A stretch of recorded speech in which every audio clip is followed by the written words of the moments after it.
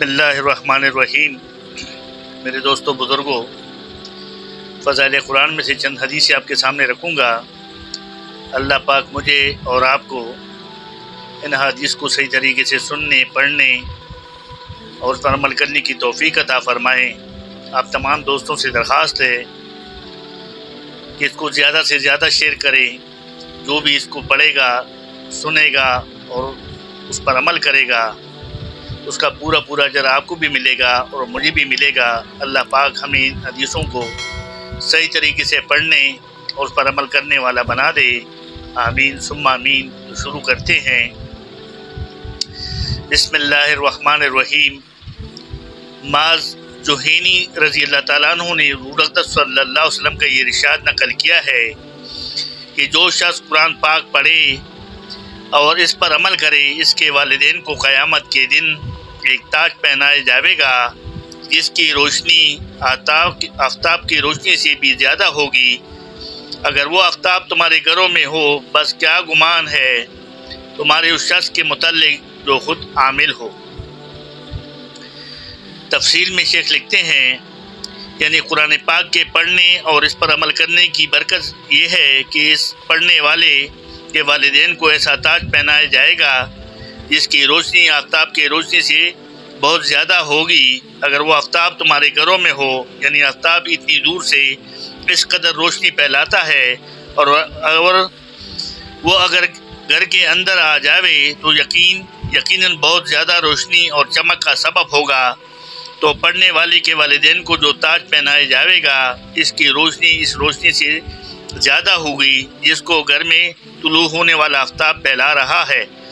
اور جب والدین کے لیے یہ ذخیرہ ہے تو خود پڑھنے والے کے اجر کا کیا خود اندازہ کر لیا جائے کہ کس قدر ہوگا، کہ جب ان کے طفیلوں کا یہ حال ہے تو خود اصل کا حال تو بدرجہ زیادہ ہوگا کہ والدین کو یہ اجر صرف اس وجہ سے ہوا کہ وہ اس کے خود وجود یا تعلیم کا سبب ہوئے۔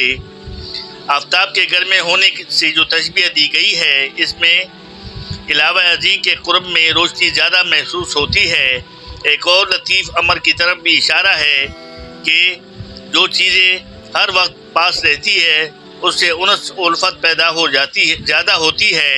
اس لیے آفتاب کی دوری کی وجہ سے جو اس سے بیگانگی ہے وہ ہر وقت کے قرب کی وجہ سے مبدل باانس ہو جائے گی۔ تو اس صورت میں روشنی کے علاوہ اس کے ساتھ مونست کا بھی اشارہ ہے، اور اسی طرف بھی کہ وہ اپنی ہوگی کہ آفتاب سے اگرچہ ہر شخص نفع اٹھاتا ہے، لیکن اگر وہ کسی کو حبا کر دیا جائے تو اس کے لیے کس قدر افتخار کی چیز ہوگی۔ حاکم رحمۃ اللہ علیہ برزید رضی اللہ عنہ سے حضور اقدس صلی اللہ علیہ وسلم کا ارشاد نقل کیا ہے کہ جو شخص قرآن شریف پڑھے اور اس پر عمل کرے، اس کو ایک تاج پہنایا جائے گا جو نور سے بنا ہوا ہوگا، اور اس کے والدین کو ایسے دو جوڑے پہنائے جائیں گے کہ تمام دنیا اس کا مقابلہ نہیں کر سکی تھی۔ وہ عرض کریں گے کہ یا اللہ، یہ جوڑے کس صلے میں ہیں؟ تو ارشاد ہوگا کہ تمہارے بچے کے قرآن شریف پڑھنے کے اور ہے۔